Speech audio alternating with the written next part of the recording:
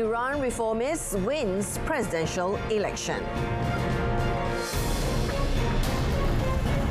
Starmer begins UK rebuild after landslide election win.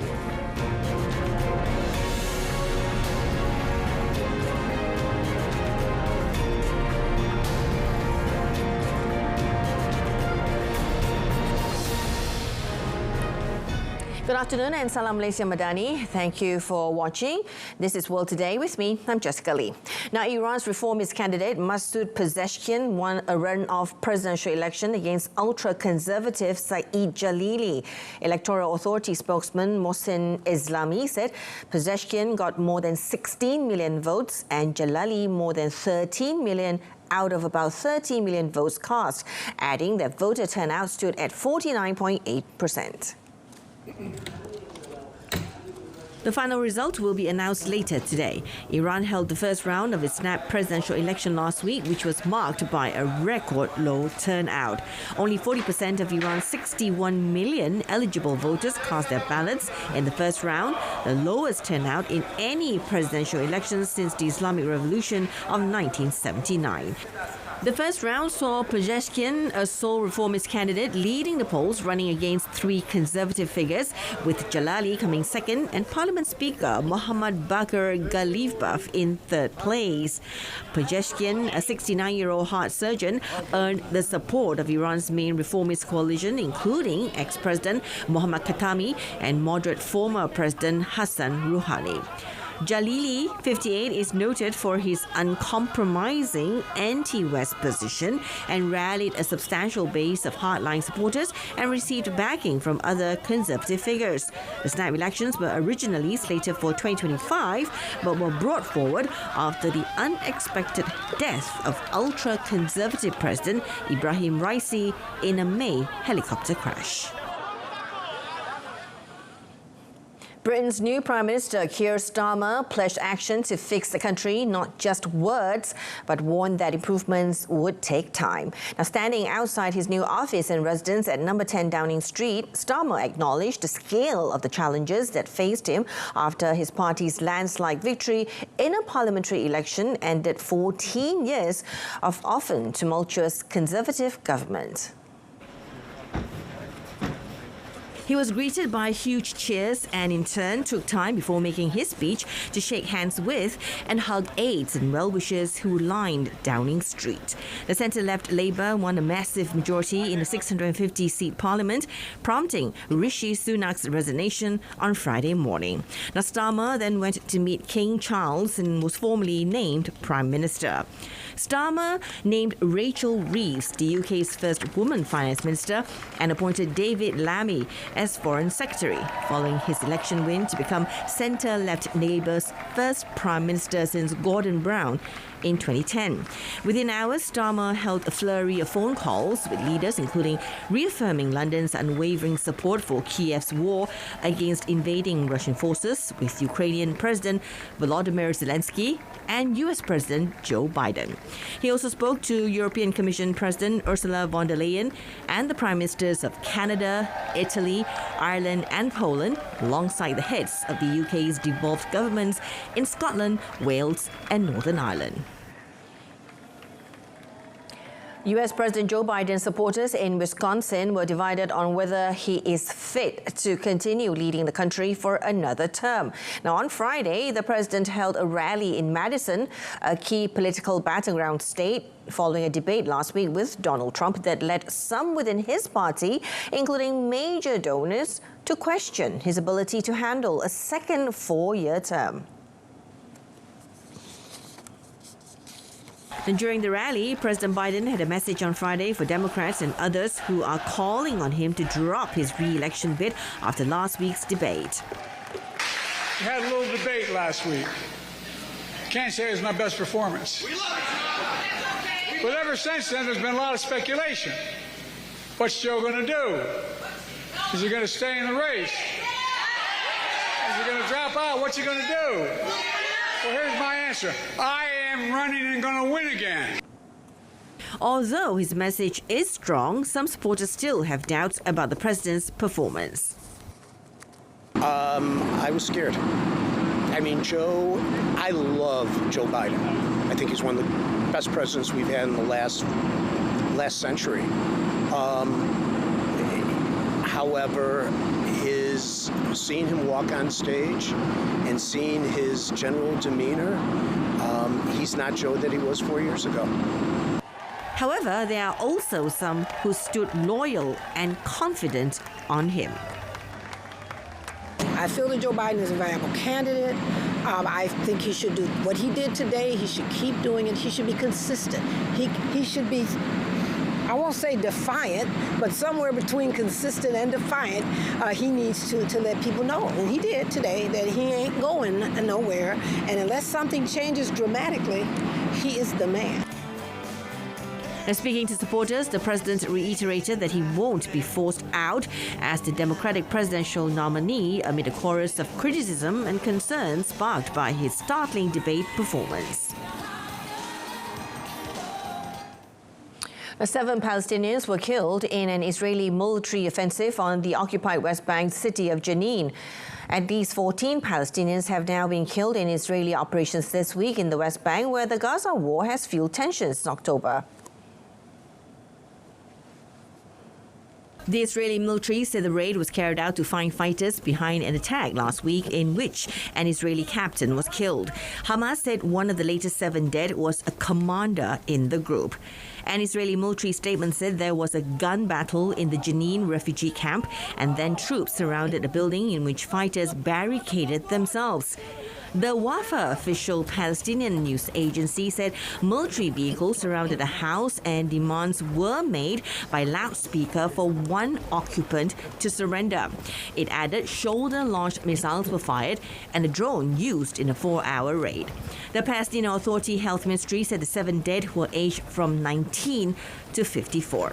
A Hamas statement said 5 of the martyrs were members of the group that rules the Gaza Strip.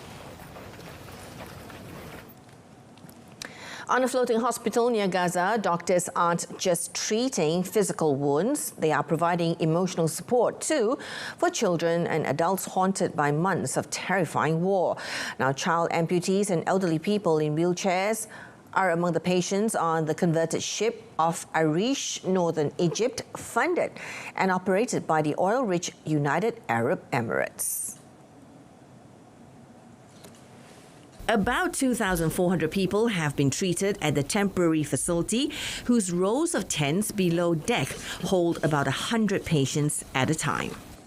الناس هذه طالعة من معاناة، حقيقة طالعة من معاناة، فإحنا مقدرين هذه المعاناة حقيقة، سواء بسايكولوجيكال أو في تعامل أو اتيتيود، متفهمين الوضع اللي More than 840 operations have been carried out at the hospital, which has a surgical department, an intensive care and anesthesia unit, X-ray facilities, a pharmacy and laboratory.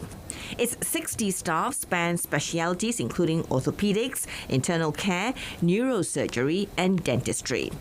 In the main loading area of the 200-meter ship, ambulances are preparing to transfer patients to a plane to the UAE, where they will receive further treatment.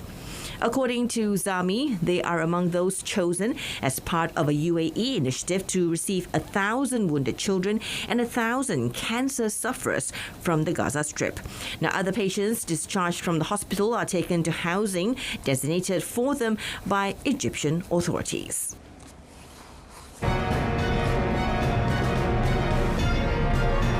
Coming up next, 10 dead in Brazil tourist bus crash.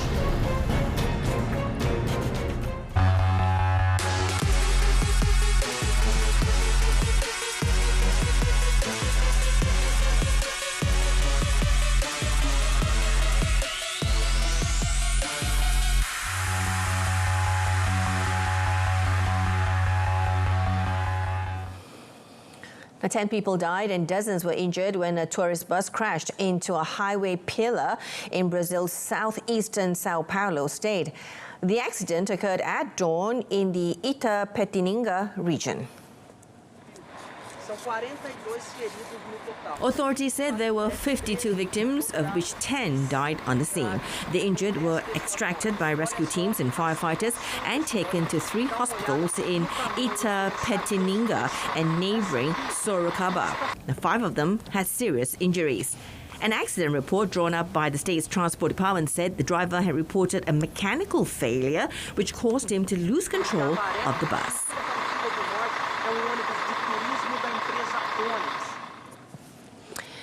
Beryl weakened to a tropical storm after hitting Mexico as a Category 2 hurricane with fierce winds causing material damage but no injuries along the tourist-rich Yucatan Peninsula.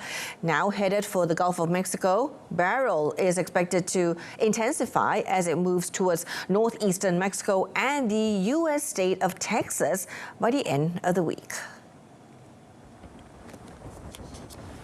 Tearing through the Caribbean and coastal Venezuela, leaving 7 people dead, the storm hit southeast Mexico in the early morning hours Friday with winds of up to 175 kilometers per hour. It flattened trees and lampposts and ripped off roof tiles. Electricity was lost in at least 3 municipalities in the southeastern Quintana Roo state as Beryl moved deeper inland and weakened from a hurricane to a tropical storm. Mexico's emergency authorities later said there were no injuries or deaths, nor damage to critical infrastructure such as roads and the water system. Electricity had been 70% restored and would be fully recovered by Sunday. About 2,200 people had sought cover at temporary shelters, and more than 25,600 security force members and employees of the CFE Electricity Agency were deployed to help residents and repair damage. As a precaution, 348 flights were cancelled at Cancun Airport, the largest terminal in the Mexican Caribbean.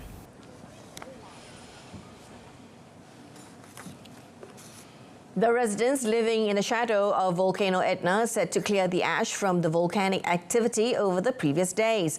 Volcanic ash covered the roads of nearby towns and villages, as well as some runways of the Catania International Airport, forcing it to close 2 sectors of the terminal. Now, Etna, one of the world's most active volcanoes, has seen intense activity in recent days, lighting up the sky near the city of Catania, while Stromboli off the northern Sicilian coast has spilled lava into the sea.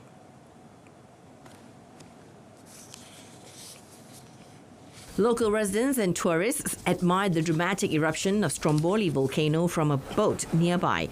They did not miss the opportunity to capture the pyroclastic flow moving from the top of the volcano into the sea, releasing a column of smoke. Eruptions at Italy's Mount Etna and the smaller Stromboli volcano spewed hot ash and lava, raising alert levels on the Mediterranean island of Sicily and forcing a temporary shutdown of Catania Airport on Friday. Italy's Civil Protection Agency issued its top red alert for Stromboli, warning the situation could deteriorate.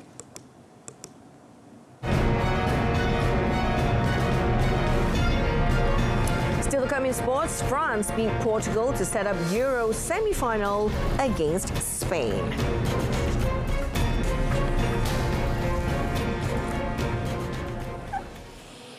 Theo Hernandez scored the winning kick as France edged a tense Euro 2024 quarter-final clash with Portugal 5-3 on penalties after a goalless 120 minutes in what will likely be remembered as Cristiano Ronaldo's last ever match at the tournament. France was successful with all their penalties as they advanced to the last 4 showdown with Spain, while Portugal's João Felix was the only player to miss, sending his team's 3rd kick against the post. It was overdue success in a shootout for France after they lost the 2022 World Cup final on penalties to Argentina and went out of the last Euros 3 years ago in the same way against Switzerland in the last 16. Kylian Mbappe was already off the pitch by the time this shootout came around, having been replaced by Bradley Barcola midway through extra time. Barcola, Ousmane Dembele, Youssouf Fofana and Jules Koundé also scored from the spot for France. Oui, on est en demi-finale. Quand on voit les émotions et le bonheur qu'on partage avec tous les supporters qui sont là, de plus en plus nombreux au fil des années. Je pense que devant la télé aussi. Et puis voilà, pour moi, c'est une fierté pour mes joueurs, même si on ne fait pas tout parfaitement, mais on lâche rien. Et quand il faut faire basculer les choses du bon côté, on a cette capacité-là aussi, dans le temps. Et d'être encore une fois en demi-finale, voilà. Je ne vais pas arrêter le temps, mais savourer un petit peu, même si un match qui va venir assez vite. Portugal coach Roberto Martinez said his team lost with pride against France, pledging they would come back stronger. Estou orgulhoso do que os jogadores fizeram. Mostramos personalidade, tivemos uma elevada posse, 63%. A França tinha a ideia de contra-atacar e utilizar os ataques rápidos no espaço. Defendimos isso muito bem, mostramos muita boa personalidade, tivemos oportunidades, as melhores oportunidades, acho eu. Tivemos 11 cantos contra os 4 da França, então em geral acho que o desempenho mereceu ganhar. Mas estamos a falar de um melhor torneio da Europa. Meantime, Portugal fans watching the match at the fan zone in Hamburg showed disbelief and anger over the performance of their team. Best match ever in Euro. Congrats to France, but I'm very sad. I'm Portuguese. I don't know. It's football. It's like this. Fans of the Blues felt that their team had deserved a win after a very solid performance, and goalkeeper Mike Maignan keeping France alive through the penalty shootout. Ja, erste Halbzeit, glaube ich, sehr langweilig, also wenig Chancen. Und ja, in der zweiten Halbzeit sehr, sehr gut durch Dembélé. Und ja, Mbappé dann irgendwann raus, war dann, glaube ich, ein bisschen schwierig in Frankreich. Aber ja, ins Elfmeterschießen reingepackt. Aber ja, gegen Spanien wird es auf jeden Fall schwer. The France will play Spain in the semi-finals on Tuesday in Munich. Now, in another match, a Mikel Merino goal in the penultimate minute of extra time grabbed Spain a dramatic 2-1 win over Germany to send them into the semi-finals and keep their dreams of a record-breaking fourth European Championship title alive. After a fiery yet goalless first half, Spain's Dani Olmo lashed onto an inch-perfect pass from 16-year-old Lamine Yamal to give La Roja the lead on 51 minutes. Niklas Füllkrug struck the post with 14 minutes remaining, but with the hosts staring at an exit, Florian Wirtz slammed in a Joshua Kimmich knockdown in the 89th minute to take the game to extra time. Now, with the game looking set for penalties, Olmo lofted across for Merino, who headed Spain to victory and a semi-final meeting with either France or Portugal. The Germany's elimination ends the hosts' hopes of a fairy tale Euros victory after a decade of poor performances at major tournaments, while also lowering the curtain on Toni Kroos's stellar career. Germany coach Julian Nagelsmann lamented the decision to deny his side a late penalty, saying the referee blew in favor of Spain a little. Now, the coach demanded a change in the handball rules depending on where the shot was going, calling for the use of artificial intelligence to determine the flight path of the ball. Am Ende, glaube ich, gibt es ja immer irgendwie eine Regel und ich hoffe nicht, dass man trotz VAR das dann falsch entscheidet auf Basis der Regel. Irgendwie haben sie eine Regel angewendet, hoffentlich, die dann dazu führt, dass es kein Elfmeter ist. Wie gesagt, für mich geht es eher darum, einfach das praktikabler zu machen. Das ist für mich der entscheidende Punkt. Wenn wir diese praktikablere Regelauslegung einfach reinbringen, dann wird es auch viele strittigere Situationen. Let's have a look at tennis. Defending Wimbledon champion Carlos Alcaraz came close to relinquishing his crown against inspired American Frances Tiafoe, but lived to fight another day with a 5-7, 6-2, 4-6, 7-6, 6-2 victory on centre court on Friday. Alcaraz came under intense pressure throughout a spellbinding third-round contest played in a superb spirit and which had the crowd fully involved. Tiafoe looked on the verge of avenging the 5-set defeat he suffered against Alcaraz in the semi-finals of the 2022 US Open deep in the fourth set. However, Alcaraz responded in devastating fashion to blaze through the tiebreak, and the fifth set was one-way traffic as Tiafoe's energy levels finally began to subside. Alcaraz clinched victory with a drop shot and the two players embraced warmly at the net as the crowd erupted. Now, his victory means he has now reached at least the fourth round in 10 of his first 14 Grand Slam tournaments. Meanwhile, second seed Coco Gauff ended the dream run of British qualifier Sony Cartel as the American marched into the fourth round of Wimbledon with a 6-4, 6-love victory.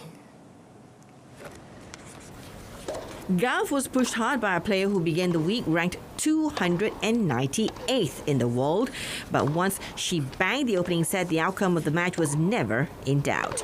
Gauff reached the fourth round as a qualifier in 2019 when she was 15 years old and also got to that stage in 2021 but has never progressed to the quarterfinals. Now, Gauff will face American compatriot Emma Navarro for a place in the quarterfinals. 6-4, 6-love. Great Britain's Emma Raducanu also advanced after being roared on to a 6-2, 6-3 third-round victory over the Greek ninth seed Maria Sakkari. Raducanu had beaten Sakkari the only previous time they had met at the 2021 US Open semi-finals. Demonstrating a steely resolve, Raducanu once again made a mockery of her ranking difference with a show-stopping performance and sealed victory after Sakkari whipped a forehand wide. Raducanu will next play New Zealand qualifier Lulu Sun for a place in the quarterfinals. In cycling, Belgian Remco Evenepoel claimed his maiden victory on the Tour de France when he prevailed on the seventh stage, a 25.3-kilometer individual time trial from Noit Saint-Georges. Tour debutant Evenepoel clocked 28 minutes 52 seconds to beat Tadej Pogačar by 12 seconds as the Slovenian retained the overall leader's yellow jersey. Fellow Slovenian Primož Roglič took third place, 34 seconds off the pace and 3 seconds ahead of defending champion Jonas Vingegaard, who finished fourth. Overall, Pogačar leads Evenepoel by 33 seconds with Dane Vingegaard 42 seconds further back.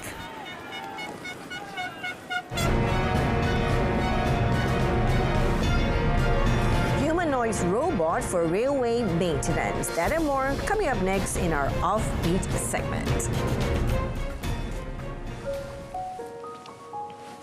It resembles a malevolent robot from the 1980s sci-fi, but West Japan's Railway's new humanoid employee was designed with nothing more sinister than a spot of painting and gardening in mind. Now, starting this month, the machine with a crude head and a Coke bottle eyes mounted on a truck, which can drive on rails, will be put to use for maintenance work on the firm's network.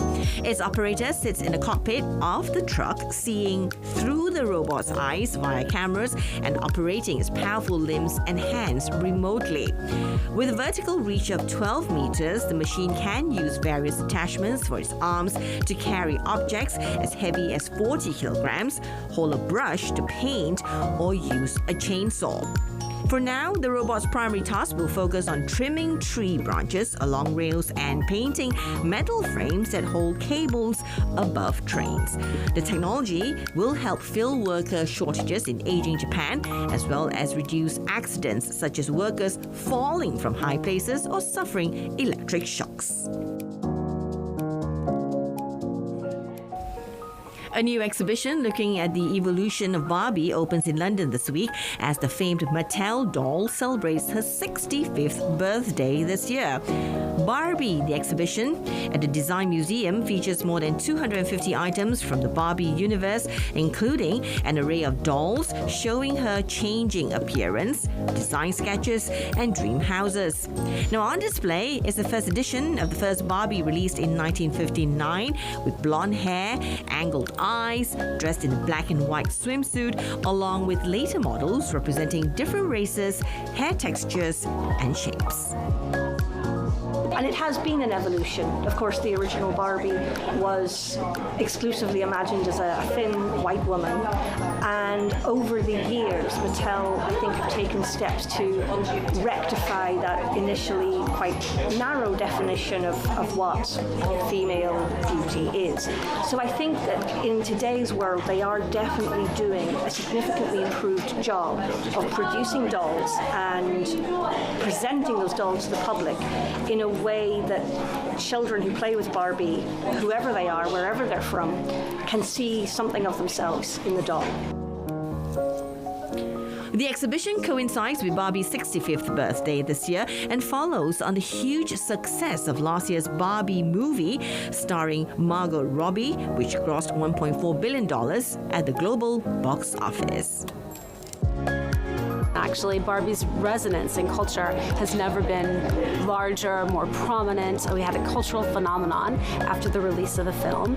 It's very gratifying to see Barbie explored in this way. No one has ever put on an exhibition that quite goes into the detail around the design process and the design thinking that goes into the brand.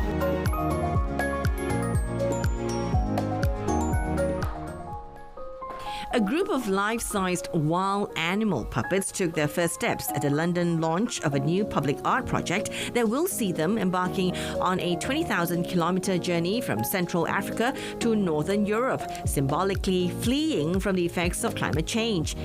The Herds is the new project from the team behind Little Amal, the giant puppet that toured the world to raise awareness on the plight of refugee children. Now, taking place from April to August 2025, it will see groups of puppet animals traveling north, with the herd expanding in size and variety along the way. The idea is that a group of animals start fleeing because of climate change. And as they go from city to city along the journey, they will add more native species, more endemic species, and the herd grows and grows and grows. The journey starts in Congo Basin and will end in the north of Norway, so it's a 20,000-kilometer journey, and we're creating partnerships in cities along the route. To facilitate the process, the puppets are made of easily accessible and recycled materials such as cardboards and plywood. The puppets not only need to look good, but also need to be sturdy to survive the long journey. The puppeteers have also immersed themselves in researching movements and sounds to portray the animals, which are zoologically accurate in size. Now, bringing the animals to an urban setting, Zuabi hopes to remind people of the beauty of wildlife and nature.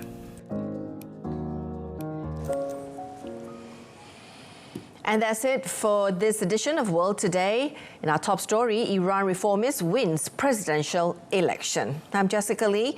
From the river to the sea, Palestine will be free. Thank you for joining us.